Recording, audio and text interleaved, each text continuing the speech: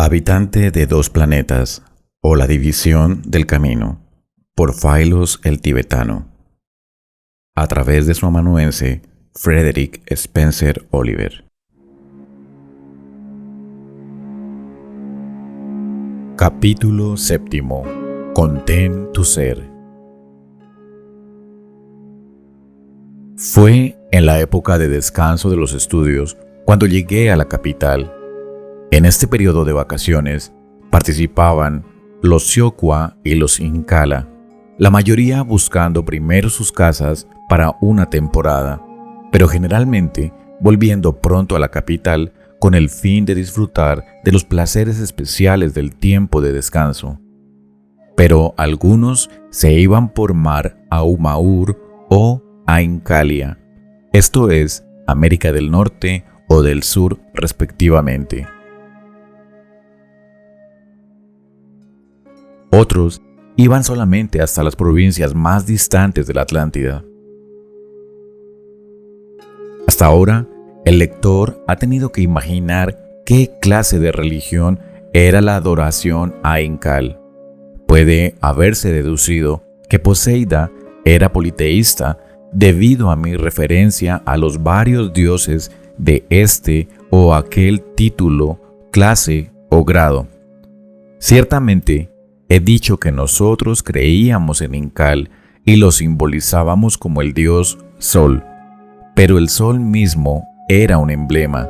El afirmar que nosotros, a pesar de nuestro alto grado de conocimiento, adorábamos al astro diurno, sería tan absurdo como decir que los cristianos adoran la cruz de la crucifixión por sí misma. En ambos casos, es el significado inherente el que hacía que se tuviera al sol y a la cruz en una especie de estima. Los atlantes eran dados a personificar los principios de la naturaleza y de los objetos de la tierra, los mares y los cielos, pero esto era puramente el resultado del amor nacional por la poesía y podía ser fácilmente identificado con el favor que la fantasía popular había concedido a la historia épica cronológica de Poseida, en donde los hombres y mujeres principales figuraban como héroes y heroínas. Los poderes de la naturaleza, tales como el viento, la lluvia, el rayo, el calor y el frío, y todos los fenómenos similares, eran dioses de diferentes grados, mientras que el principio germinal de la vida, el destructor de la muerte y otros grandes misterios de la vida tenían el carácter de dioses mayores. Pero todos y cada uno no eran sino criaturas de Incal el Altísimo. Existía un poema épico que constituía un poema, cada una de cuyas líneas exhibía el toque maestro del genio. Su autoría se perdía en la noche de los tiempos. Se suponía que la obra, no obstante, pertenecía a un hijo de la soledad. Existía un adendum que abarcaba sucesos y épocas posteriores, pero era un trabajo notablemente inferior y no era valorado tanto como el cuerpo del poema.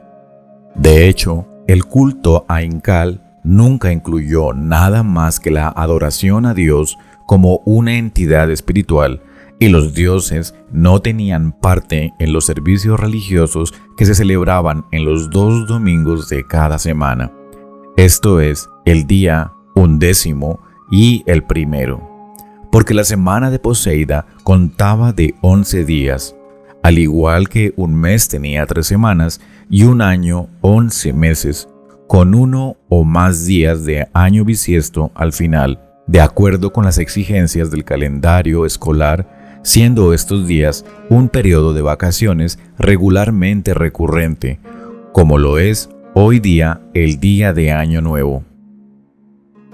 El que tantos dioses y diosas parezcan haber sido venerados fue debido a la influencia nacional de la historia épica mencionada, y no era sino un hábito mental el hablar de ellos.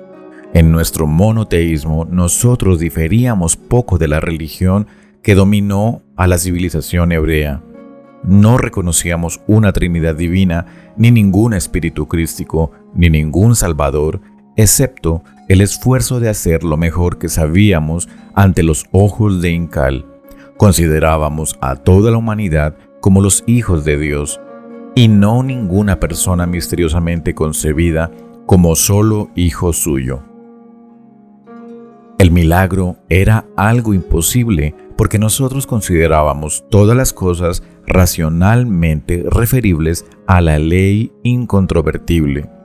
Pero los poseidanos sí creían que Incal una vez vivió en forma humana sobre la tierra y había convertido el burdo cuerpo del mundo en el de un espíritu sin trabas.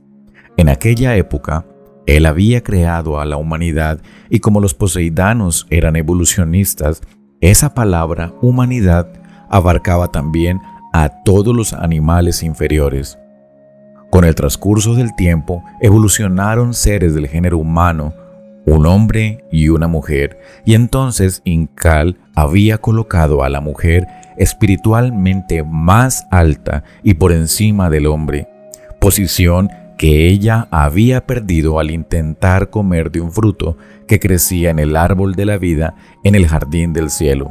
Pero al hacer esto, desobedeció a Incal, de acuerdo con la leyenda, quien había dicho que sus hijos más evolucionados y adelantados no deberían comer de este fruto, porque quien lo hiciera moriría con seguridad, porque ningún ser mortal podía tener vida inmortal y también reproducir su especie.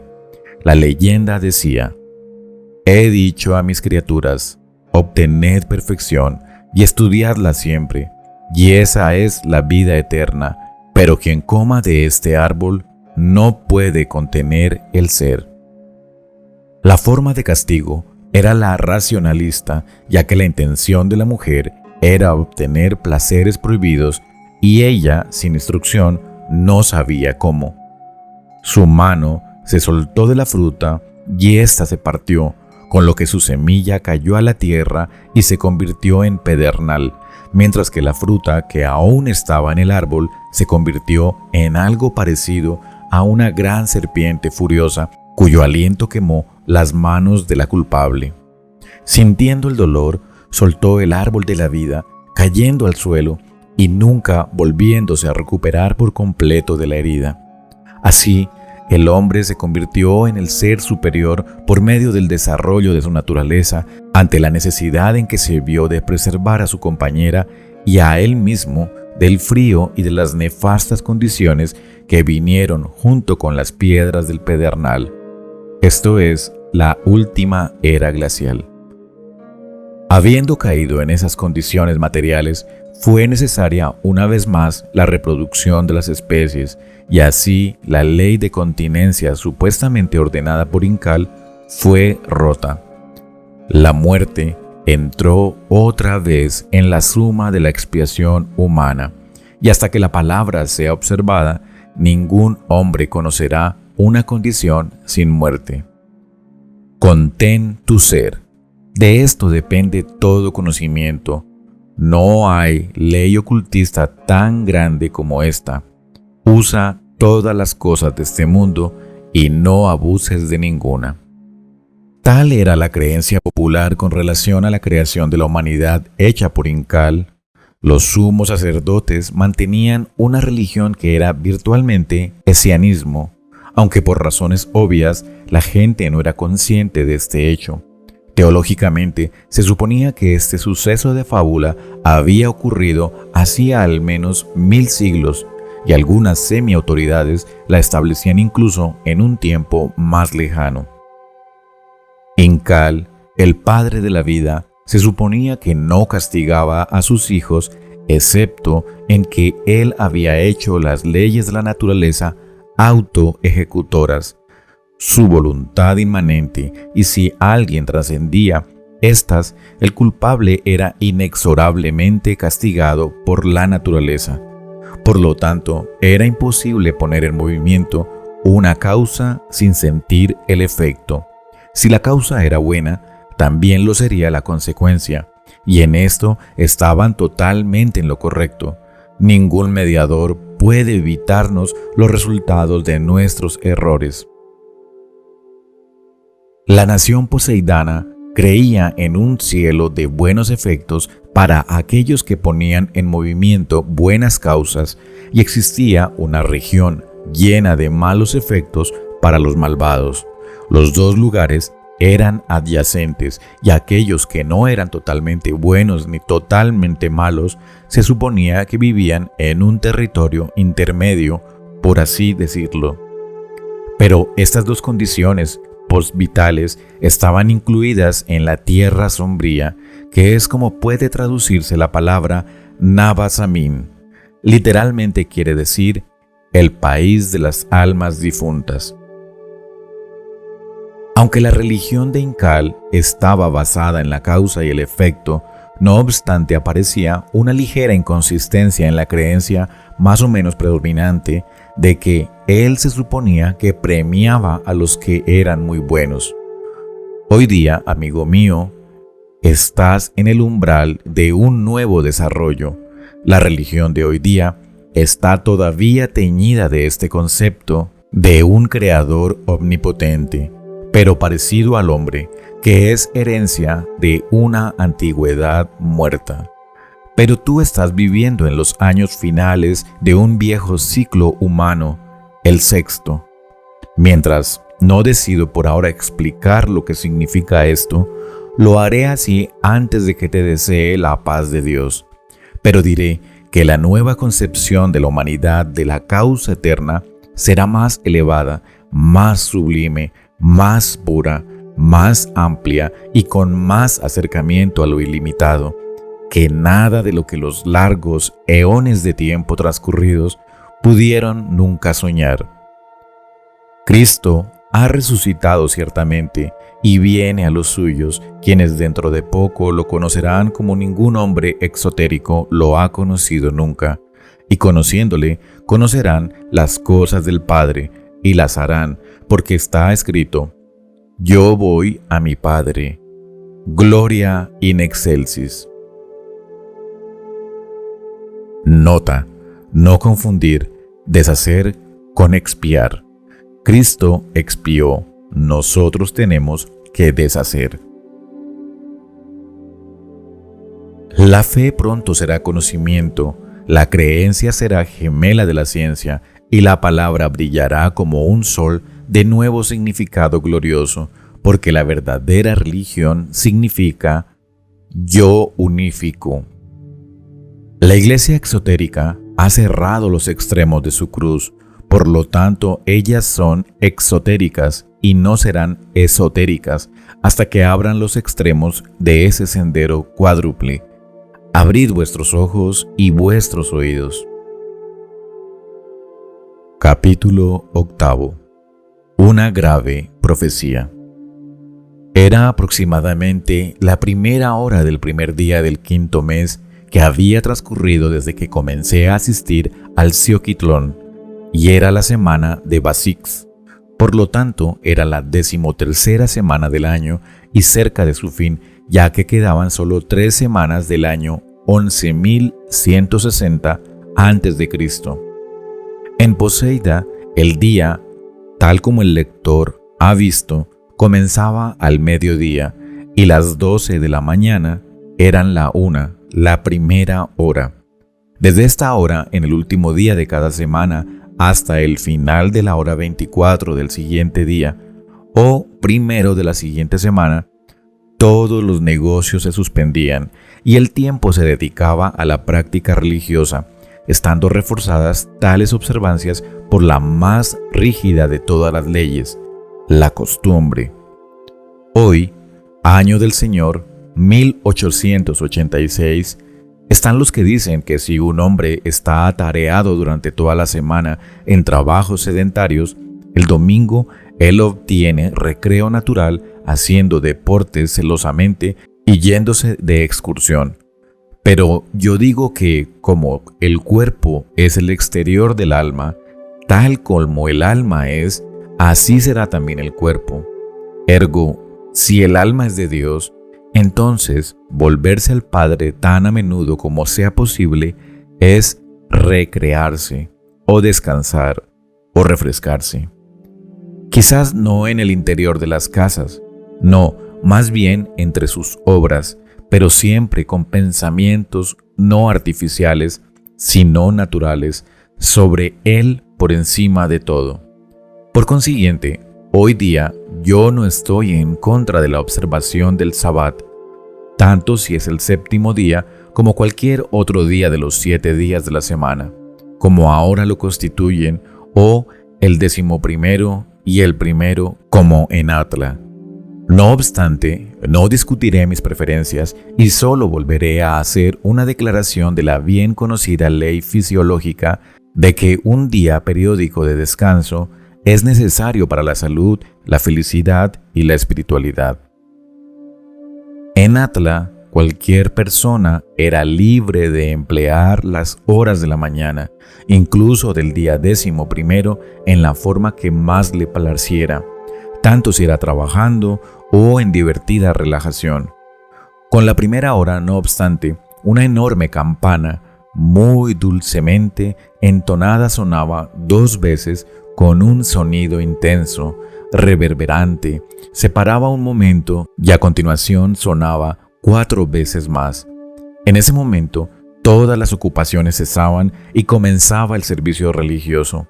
Al día siguiente, la gran campana sonaba otra vez y por todo lo ancho y largo del continente, otras campanas sonaban sincrónicamente. Incluso lo hacían en las populosas colonias de Umaur e Incalia, teniendo en cuenta la diferencia de hora. Y un hombre en el gran templo de Incal, en Caiful, atendía a esta tarea dulcemente solemne. Después de esto, la época de adoración terminaba y el resto del Inclut, primer día, se dedicaba a recreo de toda clase. No debe pensarse que el culto religioso era de naturaleza aburrida o seria, ni mucho menos, ni tampoco continuaba durante la noche, no más que lo que permitía la luz de ese intervalo que se teñía de rojo carmín al mezclarse la velocidad atómica de la fuerza ódica, que era el elemento de luz, y el de estroncio combinados, ocurriendo esto en las estaciones ódicas. Alrededor de la 3ª hora después de que el domingo había acabado, un suceso peculiar ocurrió en mi existencia poseidana. Cuando caminaba lentamente hacia mi casa, no habiendo llamado todavía a un bailex, sino que caminaba bajo la calma soñadora de la influencia producida por la música de un concierto que se había dado al público en los jardines de la Gacoe, me encontré con un anciano delgado que también iba a pie. Me lo había encontrado a menudo en anteriores ocasiones y por su turbante color vino supe que era un príncipe. Al encontrármelo ahora, la corriente de mi pensamiento se alteró y decidí no irme a casa de inmediato, sino quedarme en la ciudad un rato, quizás toda la noche. Justo cuando había decidido esto, el anciano sonrió, pero sin pararse siguió su camino. Entonces noté que aunque se parecía mucho al príncipe que yo tenía en mente, él no era esa persona y que tenía que haber sido una ilusión, porque el turbante de este hombre era blanco puro, no teñido, y de alguna manera sentí que él deseaba hablarme, pero por alguna razón no lo había hecho. Si me quedaba allí por más tiempo, quizá me lo encontraría otra vez y sabría lo que tenía que decirme.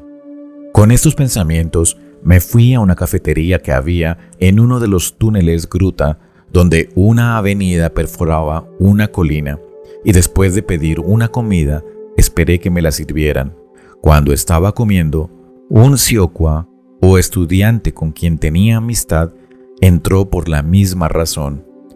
Cuando acabamos de comer, nos fuimos al puerto, donde tomamos un barco de vela que alquilamos a un pobre hombre que se ganaba la vida con el alquiler de estos artefactos a aquellos que les gustaba este entretenimiento raramente utilizado.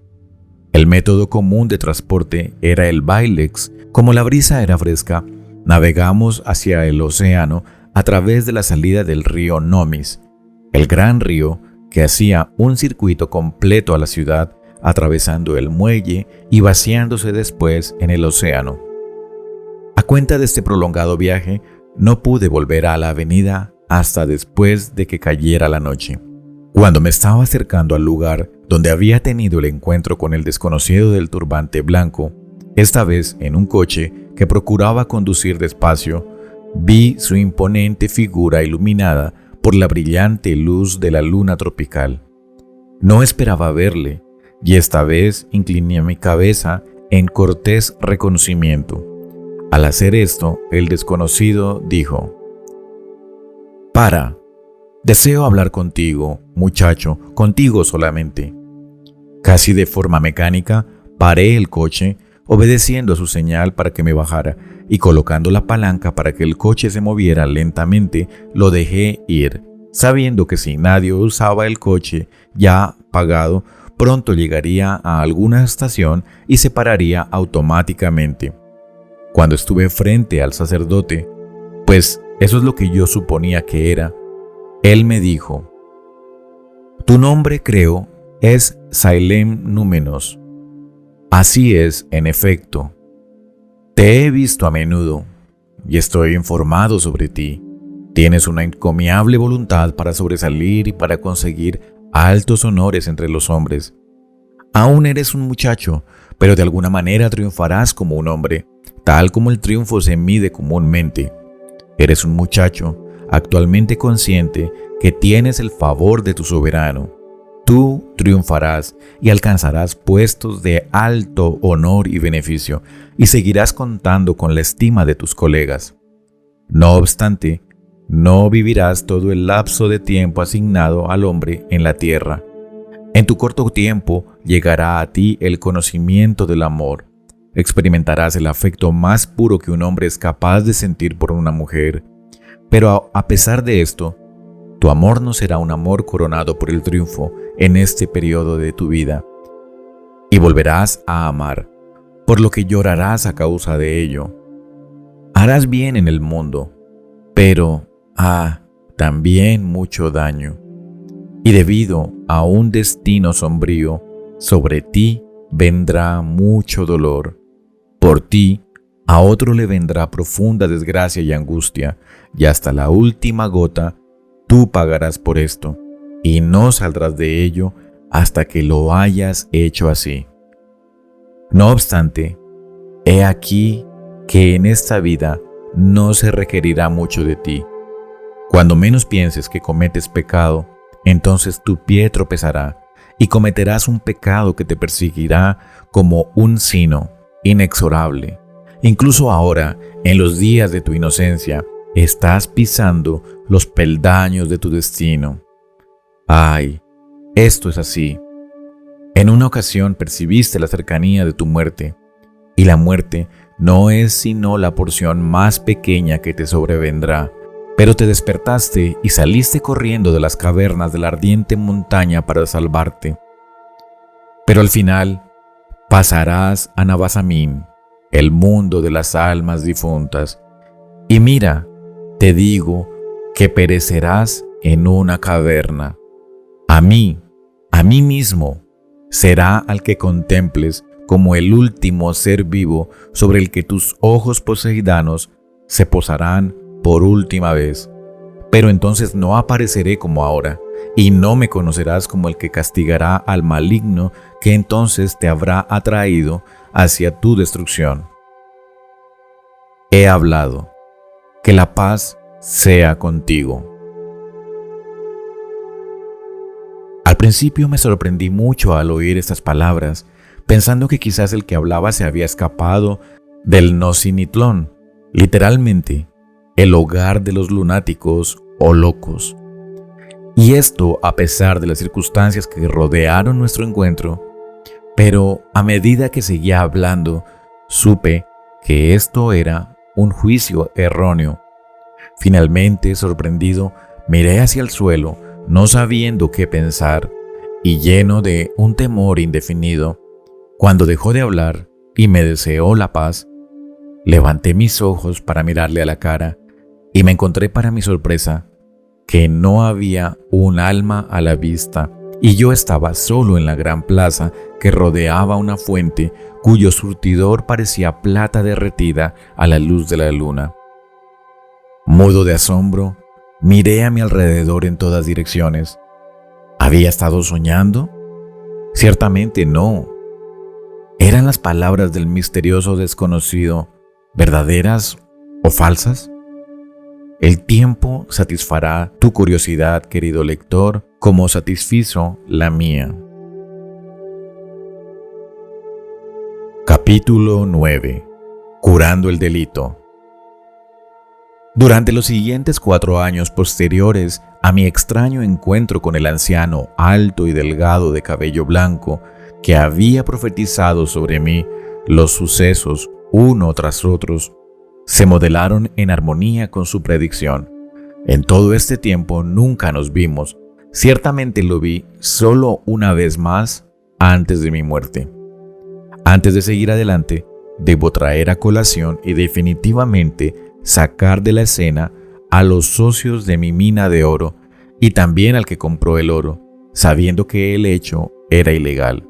Habían transcurrido varios meses desde la entrevista con el Ray Wauxlen en sus habitaciones privadas, cuando un joven que llevaba un turbante naranja y sobre su frente un alfiler granate montado en oro, denotando que era un guarda al servicio imperial, entró en la clase de geología en el Cioquitlón y acercándose al instructor en jefe, le habló en voz baja, golpeando sobre su mesa para requerir la atención de los 90 o más estudiantes que estaban en la clase de minerales. El jefe preguntó si estaba presente un Sioqua llamado Sailem Núminos. Me levanté de mi silla como respuesta a la pregunta. Acércate. Los otros Sioqua miraron con interés cuando yo me levanté, no sin un poco de temor, porque yo sabía bien qué servicio prestaba el mensajero y parecía haber una severidad nada agradable en el tono del instructor. Este conserje desea que vayas con él ante el Ray, que así lo ha ordenado. Está en la tribuna de la corte criminal y se te necesita como testigo. Recordando lo que el Ray había dicho, me sentí considerablemente seguro por las palabras que me habían dirigido, y ya sin aprehensión fui a donde se me llamaba.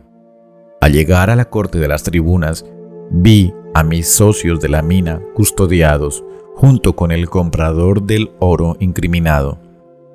El juez del tribunal se sentó en su sillón sobre una plataforma elevada y a su lado se sentó con sencilla dignidad Wauxlen, Ray de la nación más grande de la tierra.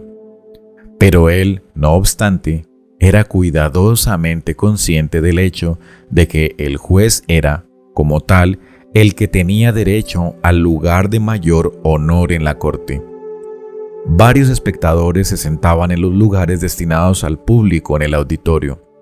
No había más que un veredicto para los malhechores, culpables de los cargos. Se alcanzó este veredicto rápidamente y admitido por los culpables como justo. Inmediatamente, un oficial se llevó a los prisioneros a otra parte del edificio, donde había una habitación bien iluminada que contenía varios instrumentos portátiles y fijos. El guarda fue acompañado por todas las personas presentes. En el centro de la habitación había una silla con abrazadera para la cabeza y otras con correas para los brazos y piernas del ocupante. Un guarda sentó y ató firmemente a la silla a uno de los prisioneros. Habiendo hecho esto, un Sioqua se acercó llevando en las manos un pequeño instrumento que parecía por su apariencia de tipo magnético. Colocó los 2 polos del mismo en las manos del condenado y después de una breve manipulación, un sonido ligero, chirriante, salió del instrumento. Inmediatamente los ojos del prisionero se cerraron y toda su apariencia indicaba un profundo estupor. Estaba en realidad anestesiado magnéticamente. Entonces el operador cuidadosamente palpó en la cabeza del hombre inconsciente y cuando concluyó el examen, ordenó a un ayudante que afeitara todo el cráneo. Cuando esta orden se hubo obedecido, hizo una marca azul sobre la superficie afeitada enfrente y sobre las orejas. Palpando todavía más, trazó un número poseidano, o 2, sobre cada oreja y un poco hacia atrás de las mismas. Habiendo hecho esto, pidió la atención de los espectadores, pero al dirigirse al Ray Wauslen, se detuvo para escucharle y me llamó para que fuera a su lado desde donde me encontraba. Entonces habló. En el prisionero encuentro que las facultades predominantes y más positivas son las que he marcado con los números 1 y 2. Estas son: la número 1, un gran deseo de adquirir propiedad y una disposición para hacer todas las cosas de forma secreta, tal como puede verse por la excesiva prominencia de los órganos del secretismo. Como el cráneo no se extiende demasiado hacia arriba, pero en el número 2 es muy ancho entre las orejas, deduzco que aquí tenemos a un individuo muy codicioso, carente de escrúpulos y espiritualidad, y por lo tanto de moral, casi por completo. Como también tiene un temperamento muy destructivo, tenemos por lo tanto un personaje muy peligroso, uno que me asombra que haya conseguido no venir antes aquí para corrección. El que alguien dude, incluso voluntariamente, en someterse a tratamiento correctivo, me causa mucha sorpresa. Es algo, supongo, explicable desde el punto de vista de que alguien en el bajo plano moral de este pobre hombre es incapaz de ver las ventajas inmediatas, debido a su búsqueda de métodos nefandos. Es de hecho un hombre que no dudaría en cometer un asesinato si viera una ganancia inmediata en ello, e ignoraría por completo las consecuencias de su acto. ¿Es esto cierto, So Rai? Así es, replicó el emperador. Después de diagnosticar el caso, continuó el Sioqua, habiendo sido este confirmado por tan alta autoridad, aplicaré ahora la cura. El Sioqua llamó a un ayudante que trajo otro aparato magnético sobre ruedas que contenía una pesada caja de metal. Habiendo colocado esta en una satisfactoria condición de actividad, el Sioqua, a continuación, aplicó su polo positivo al lugar de la cabeza del paciente marcado con el número 1, y el otro polo lo colocó detrás de la nuca. Entonces sacó su reloj y lo colocó sobre la caja de metal del instrumento, cerca de una aguja de una esfera que ajustó. Todo quedó entonces en silencio, excepto la conversación en voz baja que había en varias partes de la habitación, durante la media hora que siguió. Al final de este tiempo, el Sioqua se levantó de su asiento y cambió el polo positivo al otro lado de la cabeza, donde la cifra duplicada estaba marcada. Otra vez pasó otra media hora de silencio, roto solo por la salida de algunos de los espectadores y la entrada de otros. Cuando había pasado la otra media hora, el operador cambió el polo al lugar marcado 2. Esta vez solo se concedió media hora a ambos lados de la cabeza. El emperador me había dicho que me quedara. Él solo había permanecido allí unos pocos momentos después de que hubiera comenzado la operación, que no era nueva para él. Al final del trabajo practicado sobre el primer hombre, este fue liberado de la influencia del anestesiador magnético con solo invertir los polos del instrumento en la segunda aplicación. El Sioqua dio una explicación sobre el tema proporcionado por la operación mientras el primer paciente era sacado de la habitación.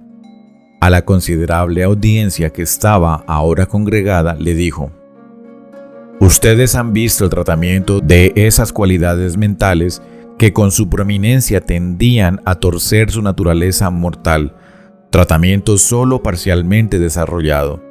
El proceso ha consistido en atrofiar parcialmente los canales vasculares que nutren esa parte del cerebro donde están localizados los órganos de la avaricia y la destrucción. Pero entiendan bien este punto, después de todo, es sabido que el alma es superior al cerebro físico, Y es en el alma, en la naturaleza del hombre, en donde estas tendencias criminales se encuentran, siendo el cerebro y otros órganos el asiento de la expresión psíquica, la oficina, por así decirlo. Por lo tanto, meramente haber hipnotizado mecánicamente a este sujeto no cumpliría nuestro objetivo. El hipnotismo es una introversión y los vasos sanguíneos cerebrales se contraen y se quedan parcialmente sin sangre. Ciertamente podrían quedar irremisiblemente vacíos. Este arte es muy peligroso, pero el efecto opuesto es producido por el afaísmo, equivalente poseidano para la palabra moderna mesmerismo. El cerebro se llena de sangre y la inversión del instrumento hace cesar el proceso hipnótico e inicia el afaico. Es en este momento cuando la mente del operador puede asumir el control de la mente del sujeto y sugerir al alma en el error un cese permanente en ese error. Este hombre ha sido tratado así, tratado doblemente, ya que no solo ha sido parcialmente cortado el flujo de sangre que iba a esos órganos donde estaba el asiento de su debilidad, sino que con mi voluntad he impreso su alma para que cese su pecado, y he suministrado a la misma un trabajo a ejecutar que tendrá una acción compensadora. Puede que esté ligeramente enfermo durante unos cuantos días, pero sus tendencias a pecar desaparecerán. Se requiere una mente superior que se ha desviado en varias direcciones para conseguir hacer un maligno completo, y donde la naturaleza inferior, principalmente una naturaleza sexual pervertida, predomina. Se encontrará al criminal. Atla no tiene viciosos, porque si una persona muestra tal disposición, el Estado toma a su cargo al rebelde y trata los órganos apropiados, pero no necesito extenderme sobre estos temas por más tiempo. Habiendo sido llevado el primer hombre para que recibiera adecuado cuidado, el siguiente de mis socios fue colocado en la silla. El examen del desarrollo del cerebro reveló que era más débil que malvado, un prevaricador habitual y de tendencias libertinas, alguien cuyo cráneo estaba en su mayor parte detrás y sobre sus orejas. No necesito pararme a describir su tratamiento, fue similar al del otro. Su gestión mesmérica fue la cura principal. Al ir a mi casa esa tarde, resolví añadir la ciencia de frenología profiláctica al currículum que había elegido. Así lo hice. Con la práctica del conocimiento de los hombres adquirido entonces, yo interferí en el karma de no pocos individuos, pero tal como el resultado aprobado, la interferencia no fue en ningún caso dañina, con lo que hasta hoy día no he tenido que responder de ningún daño que yo haya hecho.